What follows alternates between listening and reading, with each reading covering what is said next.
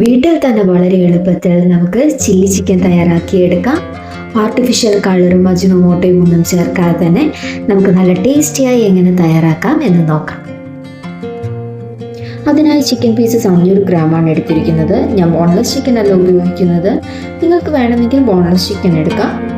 അതിലേക്ക് 1 teaspoon ginger garlic paste, 1/2 teaspoon pepper powder, soya sauce 1 teaspoon, vinegar 1 teaspoon, ഒരു മുട്ട പൊട്ടിച്ചൊഴിക്കാം ചിക്കൻ ഒന്ന് സോഫ്റ്റ് ആകാൻ വേണ്ടി,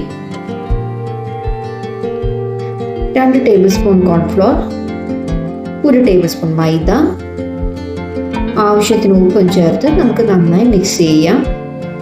കുറച്ച് നന്നായി ചിക്കനിൽ കോട്ടിംഗ് വേണമെന്നുണ്ടെങ്കിൽ കോൺഫ്ലോറും മൈദയും അല്പം കൂടെ ചേർത്ത് കൊടുക്കാം. മിനിമം 30 മിനിറ്റ്സ് എങ്കിലും ചിക്കൻ റെസ്റ്റ് ചെയ്യാൻ വെക്കണം. അരമണിക്കൂർ കഴിഞ്ഞിട്ടുണ്ട്. ഇനി മാരിനേറ്റ് ചെയ്ത് വെച്ചിരിക്കുന്ന ചിക്കൻ നമുക്കൊന്ന് ഫ്രൈ ചെയ്തെടുക്കാം.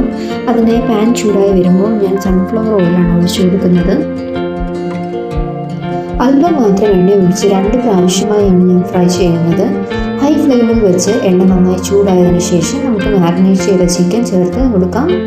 അതിനുശേഷം നമുക്ക് മീഡിയം ഫ്ലെയിമിൽ വെച്ച് ഫ്രൈ ചെയ്തെടുക്കാം.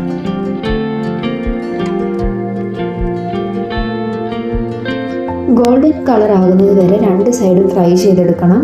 ചിക്കൻ ഓരോ പീസായി ഇട്ട് കൊടുക്കാൻ പ്രത്യേകം ശ്രദ്ധിക്കണം, അല്ലെങ്കിൽ ഒട്ടിപ്പിടിക്കാൻ സാധ്യതയുണ്ട്.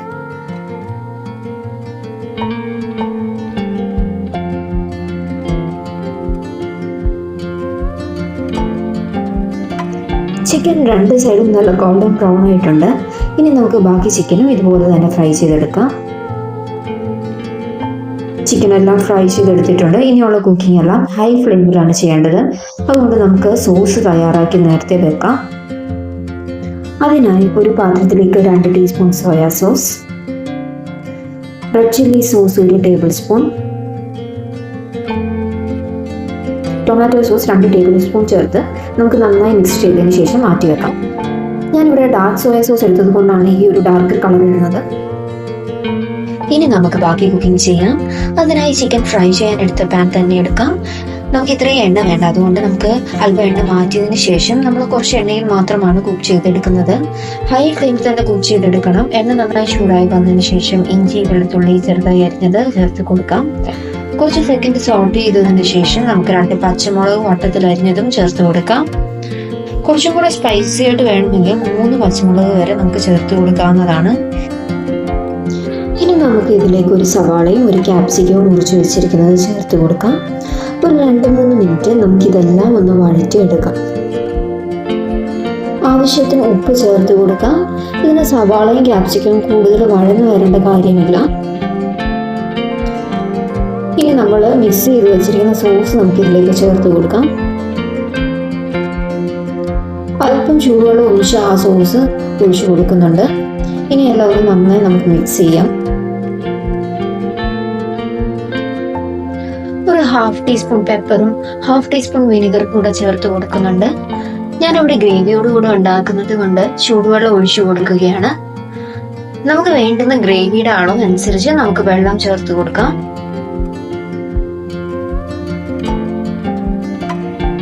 ഉപ്പ് ഈ സമയം കുറവാണെങ്കിൽ പാകത്തിന് നമുക്ക് ചേർത്ത് കൊടുക്കാം. നമ്മൾ കോൺസ്റ്റാർച്ച് സ്ലറി നേരത്തെ തന്നെ തയ്യാറാക്കി വെക്കണം. ഞാനൊരു 1 ഗ്ലാസ് വെള്ളത്തിൽ 2 ടീസ്പൂൺ കോൺസ്റ്റാർച്ച് ചേർത്താണ് സ്ലറി പ്രിപ്പയർ ചെയ്തിരിക്കുന്നത്. അത് നമുക്ക് ഇതിലേക്ക് ചേർത്ത് കൊടുക്കാം. അപ്പോൾ ഗ്രേവി ഒന്ന് നമുക്ക് തിക്കനായി കിട്ടും. ഇതിപ്പോൾ ഒന്ന് നന്നായി തിളച്ച് വന്നിട്ടുണ്ട്. ഇനി ഇതിലേക്ക് നമുക്ക് ഫ്രൈ ചെയ്ത് വെച്ചിരിക്കുന്ന ചിക്കൻ പീസസ് ചേർത്ത് കൊടുക്കാം. നന്നായി ഗ്രേവിയുമായി ഒന്ന് മിക്സ് ചെയ്തെടുക്കാം. ഒരു 2-3 മിനിറ്റ് നമുക്കൊന്ന് ഹൈ ഫ്ലെയിമിൽ തന്നെ കുക്ക് ചെയ്തെടുക്കാം. അപ്പോഴേക്കും ചിക്കൻ പീസസ് ഗ്രേവി എല്ലാം ഒന്ന് നന്നായി പിടിച്ച് കിട്ടും. നമുക്ക് ഗ്രേവിയുടെ അളവ് വേണ്ടതിനനുസരിച്ച് വെള്ളം കൂട്ടിയോ കുറച്ചോ കൊടുക്കാവുന്നതാണ്. അവസാനമായി ഒരു 1/2 ടീസ്പൂൺ പഞ്ചസാര കൂടെ ചേർത്ത് കൊടുക്കുന്നുണ്ട്. നിങ്ങൾക്ക് വേണമെങ്കിൽ സ്പ്രിംഗ് ഓണിയൻ ഉണ്ടെങ്കിൽ ചേർത്ത് കൊടുക്കാവുന്നതാണ്. ഇതെല്ലാം ഒന്ന് നന്നായി മിക്സ് ചെയ്ത് കൊടുത്തതിന് ശേഷം നമുക്ക് ഫ്ലെയിം ഓഫ് ചെയ്ത് കൊടുക്കാം. വളരെ എളുപ്പത്തിൽ തന്നെ വീട്ടിൽ തയ്യാറാക്കി എടുക്കാൻ പറ്റുന്ന ഒരു റെസിപ്പിയാണ്. കാണാൻ നല്ല ഭംഗിയും അതുപോലെ തന്നെ നല്ല മണവുമാണ്. ഇത് ചപ്പാത്തിക്കും ഫ്രൈഡ് റൈസിനോടൊപ്പവും ഒക്കെ കഴിക്കാം. ഞങ്ങൾ ഇന്ന് ചപ്പാത്തിക്കും ദോശയോടൊപ്പവുമാണ് കഴിക്കുന്നത്. നല്ല അടിപൊളി കോമ്പിനേഷനാണ് ദോശയ്ക്കൊപ്പം. എല്ലാവരും ഒന്ന് ട്രൈ ചെയ്ത് നോക്കുക. അഭിപ്രായം കമൻസിലൂടെ അറിയിക്കുക. വീഡിയോ ഇഷ്ടമായ like and subscribe. Thank you for watching.